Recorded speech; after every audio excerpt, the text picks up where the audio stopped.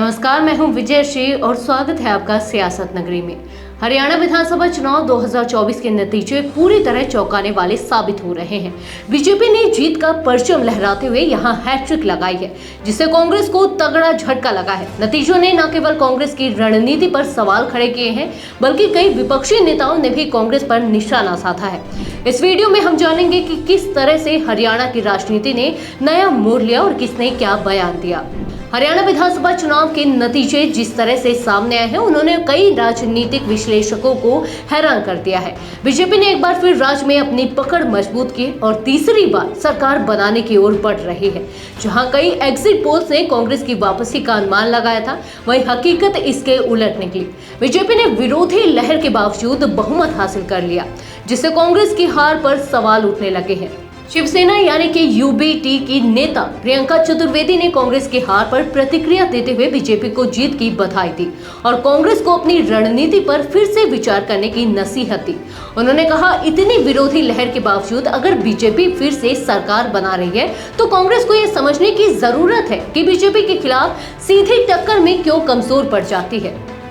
जयराम रमेश के ट्वीट पर प्रतिक्रिया देते हुए प्रियंका ने कहा, जयराम जी की रिपोर्ट के अनुसार बीजेपी प्रशासन पर दबाव डालने की कोशिश कर रही है और गिनती धीमी हो रही है। अगर ऐसा हो रहा है तो इलेक्शन कमीशन की निष्पक्षता पर भी सवाल उठने लगे हैं, लेकिन जो भी होगा वो सामने आएगा। महाराष्ट्र चुनावों पर बात करते हुए चतुर्वेदी ने कहा, महाराष्ट्र और हरियाणा के चुनाव अलग अलग मुद्दों पर हो रहे हैं। महाराष्ट्र में बीजेपी ने राज्य स्तरीय पार्टियों और परिवारों को तोड़ने का काम किया है, सत्ता हासिल करने के लिए अपने लोकतंत्र की मूलभूत परंपराओं को कमजोर किया है। हरियाणा चुनाव में एक और बड़ी खबर यह है कि विनेश फोगाट ने जुलाना विधानसभा सीट से 6015 वोटों से जीत दर्ज की है। विनेश फोगाट ने कहा कि वो कांग्रेस के भरोसे को कायम रखेंगे और अभी नतीजे पूरी तरह नहीं आए हैं, इसलिए धैर्य रखने की अपील की। उन्होंने यह भी कहा कि वो सक्रिय राजनीति में रहेंगे और अपने लोगों के लिए काम करते रहेंगे। बीजेपी के पूर्व सांसद बृजभूषण शरण सिंह ने विनेश की जीत पर टिप्पणी करते हुए कहा, हरियाणा के नतीजे बता रहे हैं कि जो पहलवान जीते हैं वो नायक नहीं खलनायक है। उनके इस बयान ने सियासी गलियारों में गर्मी बढ़ा दी है। आम आदमी पार्टी के नेता अरविंद केजरीवाल ने भी हरियाणा के नतीजों पर तंज कसा है। उन्होंने कहा, किसी भी चुनाव को हल्के में नहीं लेना चाहिए और अति आत्मविश्वास में नहीं आना चाहिए। हर सीट चुनौतीपूर्ण होती है।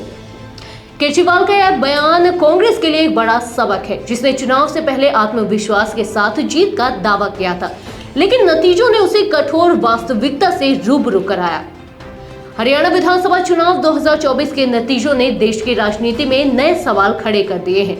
बीजेपी की हैट्रिक और कांग्रेस की हार ने हरियाणा की राजनीतिक स्थिति को पूरी तरह से बदल दिया है। क्या कांग्रेस अपनी रणनीति में बदलाव करेगी? क्या विपक्ष एकजुट होकर बीजेपी को चुनौती दे पाएगा? ये सवाल आने वाले चुनावी दंगलों में महत्वपूर्ण साबित होंगे। आगे के अपडेट्स और विश्लेषण के लिए हमारे चैनल सियासत नगरी को सब्सक्राइब करें और वीडियो को लाइक और शेयर करना ना भूलें। धन्यवाद।